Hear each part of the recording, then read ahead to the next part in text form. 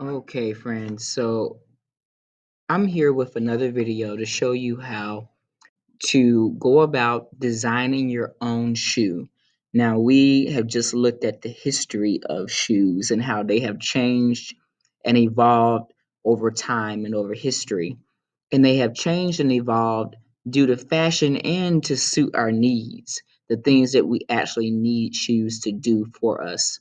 So, you are now going to reimagine or dream up what the shoe of the future would look like. What would that look like? But we're going to start with the basic shell of a shoe. So, the only way to really get better at this is to kind of look at a shoe and look at it and see how it's shaped, see how you want, what you want to change about it. You could do a tennis shoe, which I think in this tutorial I'll show you how to do a tennis shoe. You could do a boot. You could do a high heel shoe. You can do any of those things. I also had you think about your branding and your logo. So you had to come up with a logo or some type of symbol for your shoe, like Nike has the swoosh, and other companies have different symbols. I know that Reeboks has the big R. I'm trying to think of some other shoes that I think of. Timberland has a tree in their logo, so you had to come up with a logo, and then you also want to think about who are you selling the shoe to? Who are you making the shoe for? Is it for an adult or is it for a child? Is it for a man or is it for a woman? Is it for a boy or is it for a girl? These things matter because that's going to affect the type of colors and branding that you choose for your shoe. Now, so here's my paper. My paper is horizontal. I want to make sure that I am using my whole space. So I don't want to I don't want to only use the middle. I want to use the entire space. So we're going to be drawing two different views of the shoe. We're going to draw the frontal view, so or I should say the profile view of the shoe. And this is a very detailed shoe. And then we're going to be drawing the bottom or the sole of the shoe. Okay. So we can draw it on the same piece of paper. You don't have to change pieces of paper. But we're going to start with a tennis shoe. And so if you look at the basic shape of a tennis shoe, we have the bottom. Okay. Maybe come out a little bit more. And then we have the back, which comes up. It kind of dips in a little bit and it takes us into the tongue of the shoe. Now, this is where it looks like it should go straight down, but we're going to do it at an incline. We're going to do like a diagonal line that kind of comes down. Now we're going to taper off. Don't go straight down there. Kind of straighten out and go a little bit horizontal. That's for your toes. And then curve down and then come back around just to connect the two. Now at the bottom, I want to give it sole. Now this is where you can have some fun with it. If it's a boot, you go up a little higher. If it's a high heel or a wedge, you draw the sole that is appropriate for the size type of shoe that you're drawing.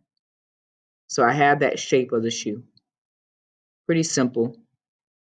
Now, here's where I embellish. So I want to go in. Maybe I carve out a little section for my shoestrings. I may decide that I want to put some circles there. I want to draw my shoestrings, or if you have them, you may decide you don't have those on your shoe. Maybe you have Velcro instead. If it's for a little kid, chances are you're probably not going to do shoestrings. You're probably going to do something with Velcro just because it's easier to tie. I can come around in the front and maybe do some dots just to indicate the part of the shoe that lets your toes breathe, keeps your feet from sweating. my design. So like Nike will have their swoosh there. So maybe um, mine are called steel toe. Maybe they're steel toe shoes for work, and maybe I use the S of my name as part of my logo, and maybe I have a hammer to go along with it to show that it's a steel toe boot. Maybe it's a work boot. Maybe that goes behind it. To make it look a little bit more like a shoe, you can add some little stitches. So we talked about implied lines or dotted lines that can always be used to kind of embellish, make things look like they have a stitch to them. Maybe I decided there are some stripes up here. Okay. So be creative, come up with what you want your shoe to look like. All right. It's pretty easy to draw them. And then with the remaining part of your paper, you want to draw the sole of the shoe.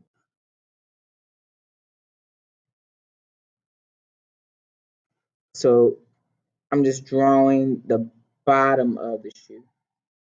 So what would the underneath part of my shoe look like?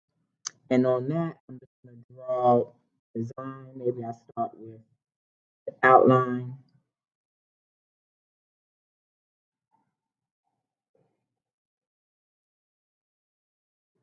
Maybe it crisscrosses in the center. Maybe my S is here, so maybe it's a design at the bottom. So maybe I have my logo here with my hammer.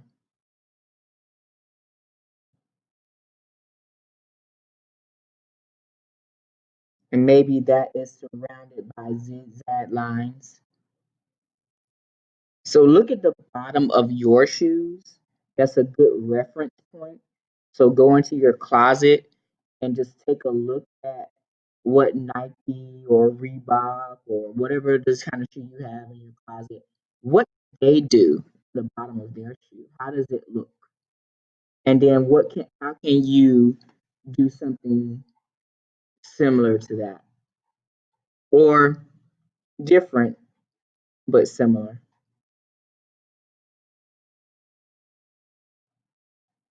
All right, so this gives you both. I do want you to color it, so start thinking about what colors are you going to use. If my shoes are probably for someone that works in a factory, it could be for both men and women. So if it's for both, then I want to use colors that will appeal to both of them. I don't want to make pink shoes because a lot of men probably wouldn't want to wear a pink shoe. Okay, but if it's specifically for a woman, then maybe you might want to use some colors that are a little bit more associated with things that girls would like pinks and purples and those kind of colors. But maybe you think outside the box. Maybe you don't. Maybe you want to market to girls, but you want to use a different kind of color that normally you wouldn't see an advertisement for girls. Maybe an orange or a blue. Maybe it can be for anybody. So come up with what you want to do. Here's your shoe design.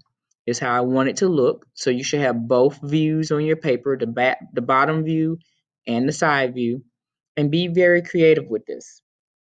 All right. Make it look good. Maybe your shoe has little rocket ships at the bottom. Maybe you have a little flying shoe that can fly and project people off into space. Because remember, this is a futuristic shoe. So what can it do that our shoes can't do now? All right. And you're designing the shoe of the future. All right. Have fun with it. And I can't wait to see what you create. I'll talk to you guys later. Bye bye.